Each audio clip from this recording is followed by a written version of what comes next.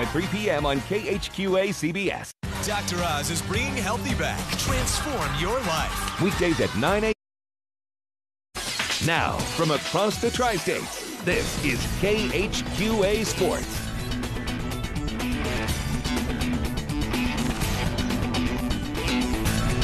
Well, our Tuesday night highlight lightning round begins in the Gem City with round number 3 of the Quincy High Q&D baseball rivalry, the rubber match, if you will. Interesting matchup tonight. Started off as a pitcher's duel. Justin Tallman on the hill, sending a message in the first inning, striking out not one, not two, but all 3 Quincy Blue Devil batters he would face, sending the Quincy High top of the order down in order to start this game. But he was opposed, and equally opposed as well, by Matt Tosick, who himself was actually dealing incredibly well. Not anything spectacular, just keeping Quincy Notre Dame at bay for most of it, pitching his way out of jams in the first, third, and fourth innings. The only score through the first 5 innings of this game came right here as Coulter Melvin puts a ball in play. On the miscue from third to first, a run comes home to score, made it 1-0. Quincy High actually took a 2-0 lead into the bottom of the 7th.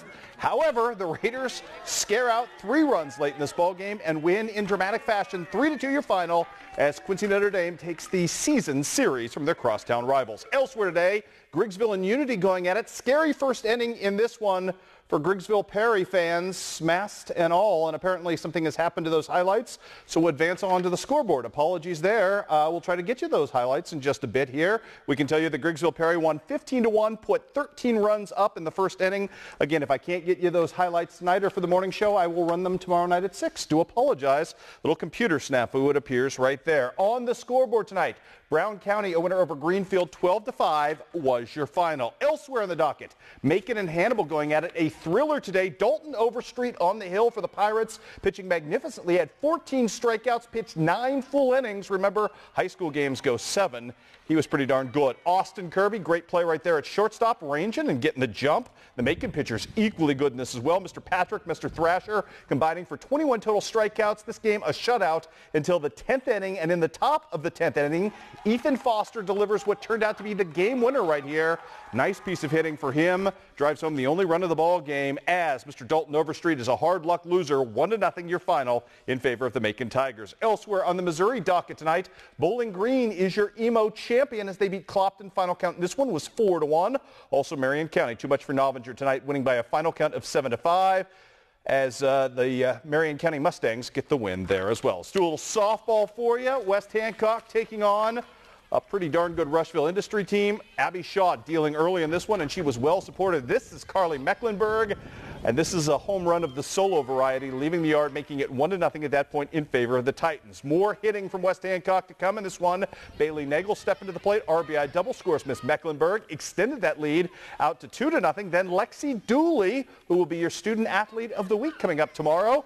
She delivers as if on cue with an RBI double to make it 4-0. Rushville would fight back, down 6-2 in this game. Jackie Harris brings home 2 right here, making it 6-4, getting Rushville Industry back into this thing. Dooley, though, comes in relief, shuts the door for her team as West Hancock picks up the victory in this game, getting the win by the final count of 6-4 in that one.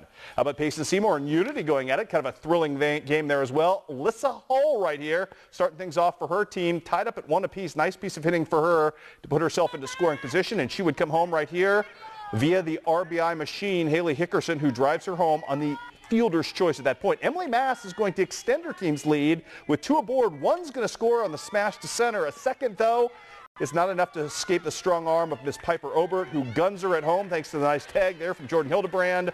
1 run scores, the other does not. That made it 3-1 at that point. Unity coming back in this game is Pratt with a triple to kind of set the table. She would score on a Jordan Hildebrand sac fly. Unity would end up winning this game by the final count of 8-7. Also on the softball diamond today, a couple of other scores to pass along. Big day for Emily Kitchell and the Brown County Lady Hornets as they get a win over visiting Greenfield in this one. 12-4 was your final there. And Pittsfield, monster day for Megan Reinhardt, who was 5 for 5 at the plate with a home run and 4 ribbies to power the Lady Sockies past New Berlin. Let's talk a little other scores of the day in tennis. It was Keokuk capping off a successful senior night, beating Mount Pleasant 9-0 in tennis. Also on the soccer pitch, Keokuk girls over Ottumwa. Final count in that one was 7-0. Skylar Johnston with a hat trick for her squad. want to pass along a track and field note here before we get to the men's golf right there. Want to tell you that Noah Williams is your MVP of the Tri-Rivers Conference and Knox County are your boys champions. So congratulations to both of them. Also Van Farr in the EMO Conference Championships tonight, winning the 4x1. Congratulations to Blake.